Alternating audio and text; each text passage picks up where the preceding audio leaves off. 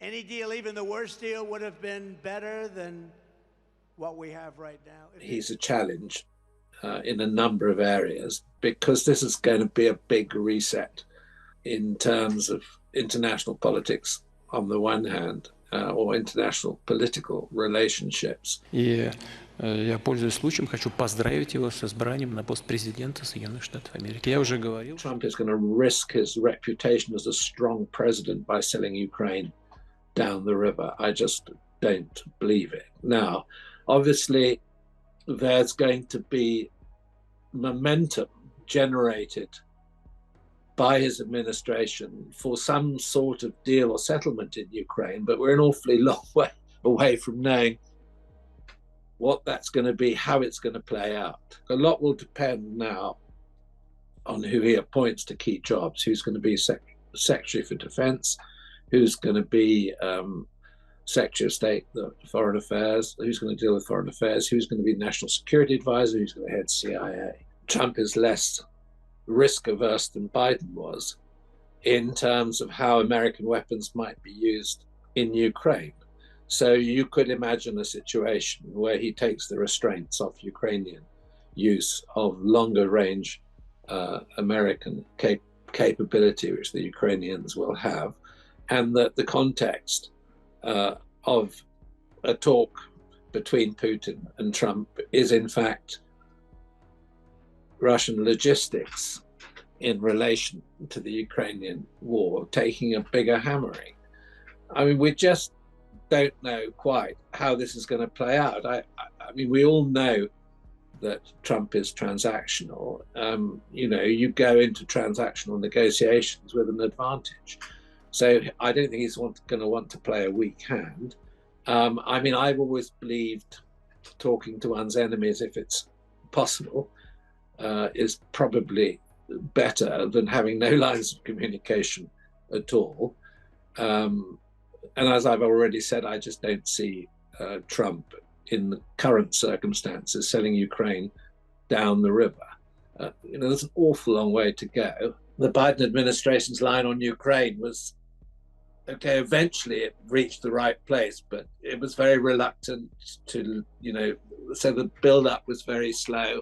It could have been done much more quickly. Maybe with Trump, we would be in a more clear-cut situation. And I mean, as far as Harris is concerned, I think on foreign policy, she was an unknown quantity.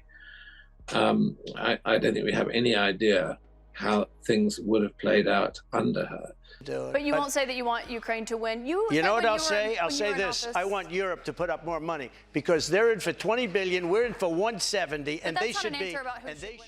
On European nations shouldering more of the defense burden and not looking to the United States to guarantee Europe's security. In my book, that's a good thing. It's long overdue. Okay, it will take time for that to be implemented, but we all need to raise our game in terms of defense expenditure. And I'm rather appalled that this government have put that, as it were, into a secondary position. So we've got a defense review, which is going to be, a year to 18 months before it reports. There's no indication in Rachel Reeves's budget as to where additional defense spending might come from. I think it's equally important to reform of the National Health Service. And I think it should be one of the very top priorities of the government at the moment, given the urgency or the dangers inherent in international instability at the moment. In terms of the peace plan, it is interesting to say the very least. That the idea is that the lines are frozen where they stand, that there will be a demilitarized zone. We don't know how big that demilitarized zone is. And also that Ukraine will not be joining NATO, will not be allowed to join NATO for at least 20 years, and that America will provide security to Ukraine. Now, this, at the very least, needs to be fleshed out far more. Putin yesterday at the Valdai Club said that he is all for a demilitarized zone, but Ukraine has to accept facts on the ground, that for Ukrainian regions have apparently asked for Russian help, although where the asking came from, I don't know. And they are constitutionally, according to the Russian constitution, now part of the Russian Federation. And so he said Ukraine has to remove its forces from Donetsk, Luhansk, Zaporizhia, and Kherson. And we've seen as well that others, not in the Russian regime per se, but certainly the so-called Z propagandists, are saying, well, we also need to move back from historic Rus lands, Kharkiv, Odessa, Kiev, and various other places as well. So we don't know what this means. Demilitarized zone can be 5 miles, it can be 500 miles, who knows? We also don't know in terms of the Russians are not going to accept 20 years. They were quite clear at the beginning of the war that they want Ukrainian neutrality in perpetuity. 20 years is just kicking the can down the road. They won't accept that. So this is a serious problem. And then the final question is, what does Trump mean by giving Ukraine weapons? Are we talking a couple of NLAWs every year?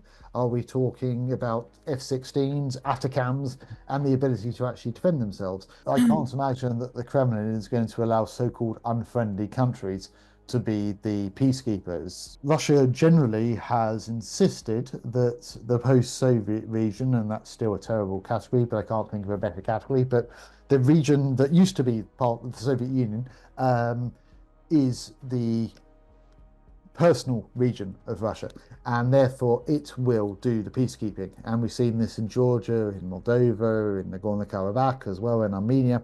And I can imagine that Russia will put in a lot of pressure, saying that Russia also needs to be involved in the so-called peacekeeping of the demilitarized zone. We will see what happens about that. We'll have to find out where the soldiers are going to be found. Are we talking the United Nations, in which case there's going to be a United Nations mission to Ukraine? How is that going to be funded? How is that going to be supported? Saying there's going to be a demilitarized zone, how is that going to be monitored if, well, what happens if hypothetically a few Russian troops enter the demilitarized zone? Are they going to be destroyed, or are they just going to be allowed to walk onto Ukrainian lines? We don't know. So again, this needs to be planned. Very difficult to predict what Trump's next moves will be. I suspect that he will phone Zelensky. I suspect he will phone Putin. There will be a conversation between them. It won't be Zelensky, Putin, Trump on the same phone call. It will be Trump, Zelensky, Trump, Putin. And maybe he will then phone Zelensky and say, well, Putin said this, or he'll phone Putin and say, Zelensky said this. Who knows? Maybe there will be an attempt to negotiate. He may decide that there will be a Helsinki time as well, where he met Putin. I think it was in 2017 in Helsinki. Maybe he will try and meet Putin again in Helsinki or somewhere else, another European capital, and then he'll do the same for Zelensky. He may go to Kiev or Lviv or somewhere like, or Warsaw perhaps. I think Putin will be more positive towards the peace plan purely because he sees negotiations as weakness. So if Donald Trump is preparing to negotiate, that basically means that Ukraine is being cast out. And the Europeans will have to either accept it or find an alternative, and that's a whole different issue. Europe is not going to be able to do much about this in the near future if Donald Trump has decided that Ukraine is going to be brought kicking and screaming to negotiations with Vladimir Putin, who will see that America is weak. He'll perceive that the West is weak. It's something he's always believed anyway, and therefore it's, to a great extent, could end up as a diktat to Kiev that this is what's going to happen. If Ukraine is able to get anything out of it, then the Russians will undermine it. One of the things that you could plausibly get is that Ukraine will be, I wouldn't say guaranteed EU membership, but will be pushed towards EU membership. The Russians will find a way to undermine that, almost certainly. As soon as it's announced, Russia will work out ways to undermine these things. That's how it's operated for many, many years. It is going to be a particularly dark period for Ukraine. It's been a dark 2024. The Joe Biden administration has been always used the wrong slogan, in my opinion, which is we'll support Ukraine for as long as it takes. It should never have been that. It should have been we will support Ukraine to win this war as quickly as possible. That should have been it from 2022. It wasn't. Now, that will be something that Joe Biden will have to live with, I suspect. But it is what it is. Now, with Donald Trump's election, if the peace plan is going to be implemented, and I suspect that he will tell Zelensky, if you don't implement this peace plan, we are not going to support you. Good luck. And there's no way that Europe at the moment, in its current form, can support Ukraine to the same extent as the Americans have done. Yes, what Poland and Estonia and Britain have done is amazing, but they don't have the same military equipment, machinery, and stockpiles as America does. My hope is, and hope always dies last here, is that Donald Trump, Vladimir Putin decides that he's not negotiating, that he can get far more than the demilitarized zone of the four official republics that are now part of the Russian Federation, which were taken from Ukraine in 2022, and he will push further. And Donald Trump doesn't like to be seen to be weak. So perhaps this is me hoping against all hope at the moment that this will be sufficient for Donald Trump to say that, yes, okay, we've tried negotiations, but this man in Moscow is not prepared to listen. We have to make him listen. And that means supporting Ukraine. That would actually involve Donald Trump having a moral backbone, which is questionable. But as I say, hope is dying. I'm clutching at straws here in terms of hope. I think at the moment there are lots of questions rather than any answers. And from what we've seen, I think Ukraine is going to have a difficult time at the moment.